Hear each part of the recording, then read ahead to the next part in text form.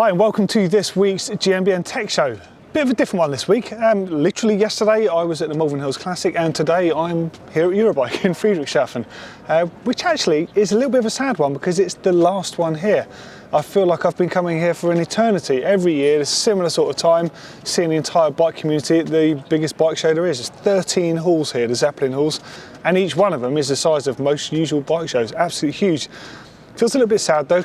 Not only is it the last one, it's a bit diluted because of the fact of what's been going on over the last year or so. So we're going to have a few bits dropping into the show from Eurobike, and there's going to be some more content coming up on the channel over the week. But I'll have a little recap on the Malverns. We're going to start by just having a little bit of a slideshow of some pictures I took over the weekend, just sort of encapsulating the vibe there. It was really quite cool.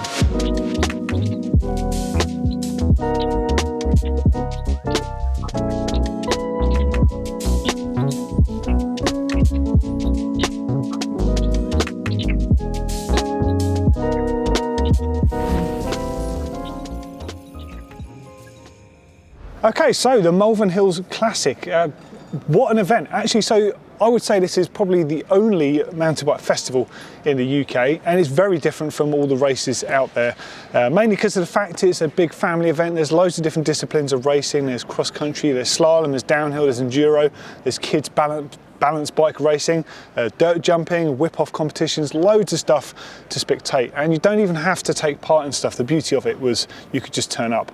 Loads of cool stuff in the pits as well. In fact, we've got a video going out, I think, this weekend on GMBN Tech, so keep your eyes out for that one. And there's also a retro video coming up because I literally couldn't contain myself. There was just so much stuff there to see. There were a couple of things I really want to reference from the Malverns over the weekend. I don't want to go into too much detail because you will see them in the weekend's video, but the first one is a set of valves from 76 Project. Yeah, valves. Yeah, that sort of thing actually gets me really interested. So we know I love tubeless valves, and we know that tubeless valves are a good thing. But what is the biggest problem you have with tubeless valves? They clog up, don't they? So we've done videos on how to clean the valve cores on them. And of course it is something that is easily done. It just takes a bit of time to do that. However, it doesn't get around the problem that decent tubeless solution with the floating particles in there that sort of congeals to fix those punctures, it's kind of like the end of the valve, so it can actually clog them up quite badly. So 76 Projects have redesigned the valve, and it's not a Schrader valve, it's still essentially a Presta valve, but it has a bigger bore on the inside. Now I only managed to see a prototype which was designed for deep section aero style road rims, but they have got a mountain bike one coming, so I'll go into a bit more depth once they've sent that through so we can see them here on Tech. But the two majorly noticeable things about them are the fact that on the bottom of the valve where it goes into the rim itself, it has like a little air pass area there, so essentially you can run them with any sort of tubeless style inserts on the inside of your tyre, and you're going to be able to inflate without sort of having problems there. And then the other thing, of course, is the fact it's a bigger bore through the whole inside, and of course you can remove it as well to fill it up with sealants and stuff. And as far as I know, you can only use them with track pump style push-on chucks currently, or mini pumps that have the push-on chucks, but hey, I think that's a small price to pay. I think those sort of valves can be really popular, so more info on those soon. And the other thing I really wanted to mention was the Piger Mobu. So I'm a bit of a fan of Piger bikes, probably because of the fact they're made by Patrick Morwood, and I used to ride a couple of Morwood bikes back in the day. The South African brand makes some really, really nice bikes. And as we know, with a lot of South African mountain biking, it's quite biased towards marathon style cross-country racing. Now this Mobu is carbon fibre and is absolutely beautiful. It caught my eye straight away. There should be some shots of it on screen. Now the finish on this bike is unbelievable. Now apparently it's made in the same factory that make Aerial Atom cars, and the finish on it, actually, you really need to see this in the flesh to just see it. It's very different from a lot of carbon bikes. But as a result, they can only make, I think, 150 of these at a time because I think it's in a year as well, or something crazy, because of the fact that it just takes so long to make them. And it did sound like a lot of that first batch is already pre-sold. Okay, so there's two major orientations on the bike. So it's 29-inch wheels. It's obviously fairly short travel. So I think it was a 118mm rear wheel travel and a 130 available. Putting them firmly in the sort of the cross-country marathon area. I wouldn't class this as in a down-country category because it's not an aggressive bike. However, it does have a feature that we tend to see on many downhill bikes, especially like the Santa Cruz bikes. It's got like a headstock style system, so you can adjust the reach of the bike. We've also seen that on Gorilla Gravity, enduro and trail bikes too.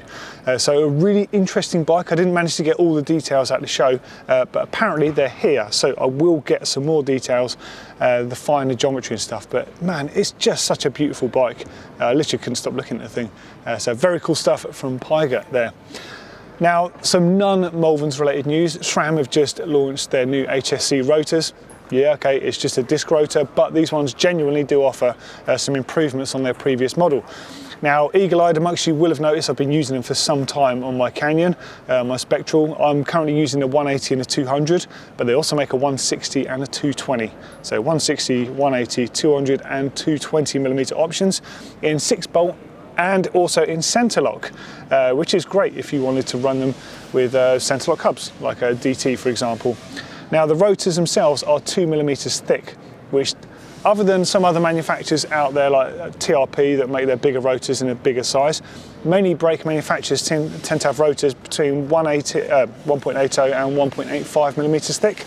So the bigger size really does help dissipate the heat, and it also makes them a bit stronger as well, especially important for that bigger 220 size.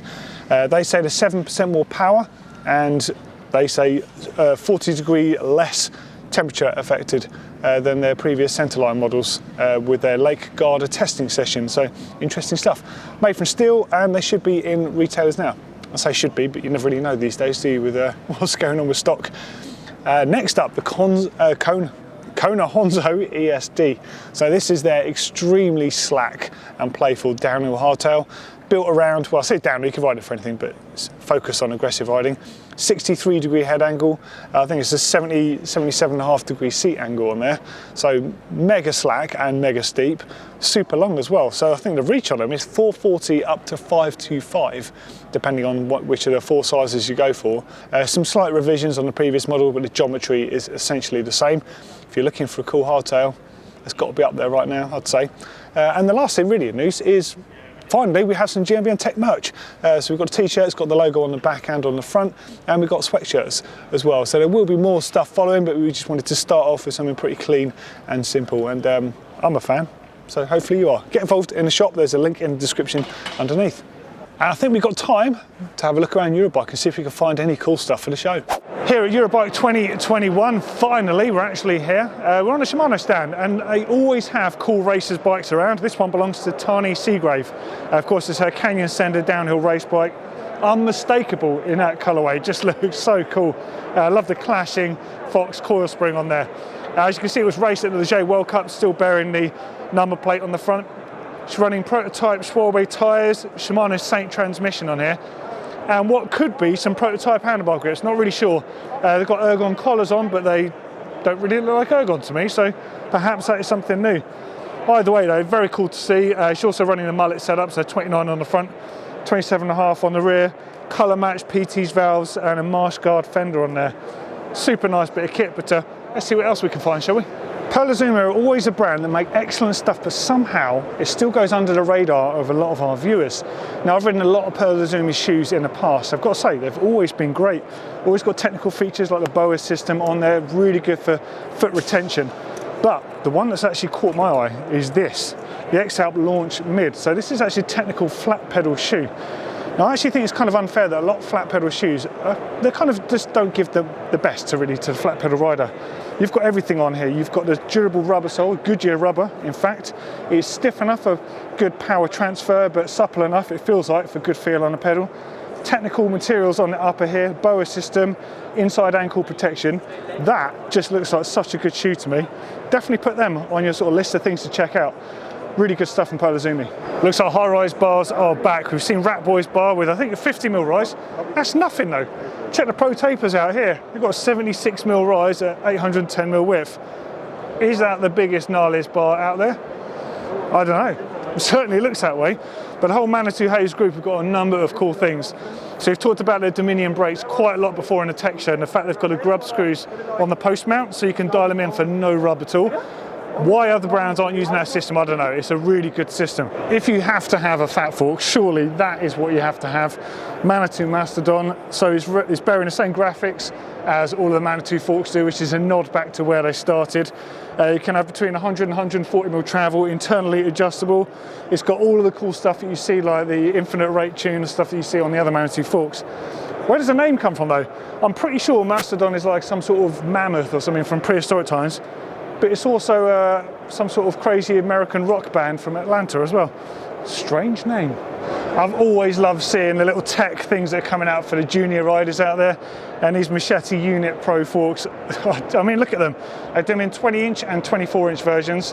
A 20-inch between 80 and 100 mil travel, and a 24 is between 100 and 145 mil travel. They're fully featured. It's not like a slimmed down fork with barely anything on the inside. They've got proper compression and rebound adjust. They've even got infinite rate tune on them, so you can adjust the progression on the fork. Just look at them. That is a proper junior fork that's going to work really well. Sign yourself up for a pair of those for your kid. They look awesome. Every now and then you see one of those tiny bits of tech that will actually make a difference. Now here at the Trick Stuff stand, of course, you're known for the Maxima brake. They're amazing brake pads, incredibly powerful stuff. They've actually got a center lock adapter here with something a little bit different on it. Now, I'm not sure how familiar you are with center lock brakes, but here and there we have had center lock mounts actually rattle themselves loose. Now, it could be for any particular reason, poor maintenance, or perhaps the bike's been ridden extensively in a bike park or something like that. But for whatever reason, it's not the sort of thing you want to come loose, because you can't really carry those sort of tools with you out on the trail. So what they have is this center lock system that goes in place here, and you literally have a wire pin that lines up with one of the small posts here. And it just means essentially it can't back itself out. Such a devilishly simple bit of kit that will actually solve a problem that many people didn't realise existed. Now at the moment it hasn't got a name, it is a prototype, but it will be available on the market soon. What a wicked simple piece of kit. I love stuff like this.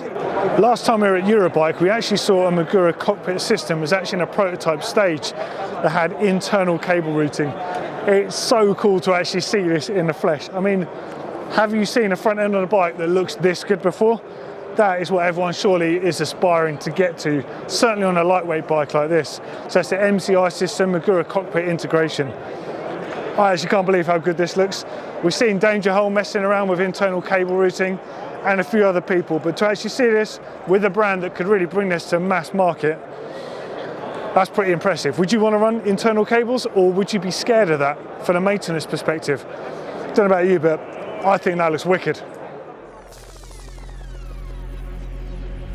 Okay, so rewind time then, a little bit of a different one. At the Malverns Classic, there was actually a Muck-Off sponsored retro show and shine. So just like the sort of thing you get at many of the car shows, people bring along their vintage cars, I don't know, V-dubs, stuff like that, and they sit around and the public can sort of look at them from every angle and decide what they like, and then there's a panel of judges. So Muck-Off basically sponsored a version of this at the Malverns, and I was actually on the judging panel. Now, some of the bikes were just ridiculous. They were just so beautiful. Whether you're into older tech or not, you could not deny that some of the bikes there were works of art. They really were. Some of them, you know, dating back to like the early 90s, were made from completely brand new components, as in new old stock. One of the bikes that actually got second place, the Kona Hey Hey. I literally could not believe the detail that gone into this bike to refurbish or to get new stock on there. It looked like a brand new bike. You know, the tyres even had the furry stuff on when they come out of the moulds. It was just insane. So the winning bike was a Tomac replica, and apparently it was actually Tomac's bike. So you could kind of see how it got to the winning spot. That Kona Hey Hey made it into second place, and there was a Fuquai FX1 or FZ1 in third place, which using an AMP suspension platform on the front and rear, which technically was one of the first out there that really led to the FSR system that Specialized used today. It was bolted onto a Fuquai made front triangle, which I'd never actually seen before. I've seen some of his bikes and they were all beautiful, but this was just absolutely knockout, and the other judges agreed. But I've got to say, I definitely would have picked a different order if it was down to me. So I'm just going to quickly run you through the top 10, how I had it out. So I've got my little judging panel sheets I had here. So in 10th place, I had the Fuquai, which I think is beautiful, but probably I hadn't seen much about the bike, so I couldn't actually put that into an earlier spot. In 9th place, I had the Boulder Starship. Now that was just, I've never seen a bike more polished than that. It was just amazing, with a shock house in the top tube there, grip shift ESP, the US edition stuff on it. Man, the bike is just so nice. I've always liked them, but I'd never seen that model, let alone one in that condition. In 8th place, I would have put the Fat Chance Team Yo Eddie that was displayed by the Saddleback crew. Different colours on both sides. I had blue bike on one side, green on the other with the fade. Just absolutely beautiful attention to detail on there. In 7th place, I had Steve Warland's Pace RC100. I was quite close to Steve over the years of working with him, and Steve is no longer with us, but Steve's work with Pace Cycles and many other brands really rings home for me, and that bike was a beautiful example of that as well. Let's not forget that Pace made some of the earliest innovations in mountain biking, like they essentially made the A-head style system but an inverted design before it existed. Really quite cool stuff. Find out more about that in my retro tech video dropping soon on GMBN Tech. In 6th place, if I look back at my notes here, I can't even see what I've done at 6th. I had the Zin. So this was a replica of Joe Burt's bike that he did the big white skid along Brighton Seafront on. Just so cool to see all the flowers, the Mint Sauce Race and Flowers and Race team.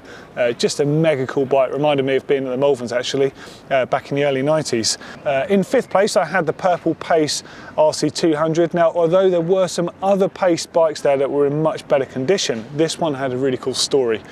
Now, cast your eyes back to when I went to see Sandy Plenty at the Trailhead and we checked out that retro Klein collection. This bike was actually there in the background in a terrible state. Now, off the back of that video where I referenced the bike, the collector that now owns it got in touch with Sandy and was like, oh my God, I need to get hold of that bike. I've wanted it for so long.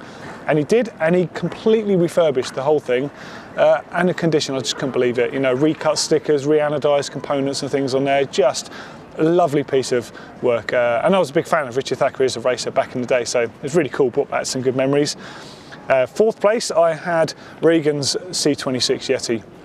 That bike in itself deserves a video just for the sheer attention to detail and how he built it. In fact, I think I'll get Regan down to the studio and we'll have a look at his bike, because next level.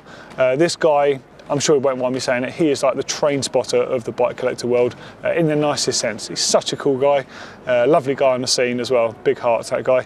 And yeah, I had him in 4th place. 3rd place, I had that Kona Hey Hey, which actually got 2nd place.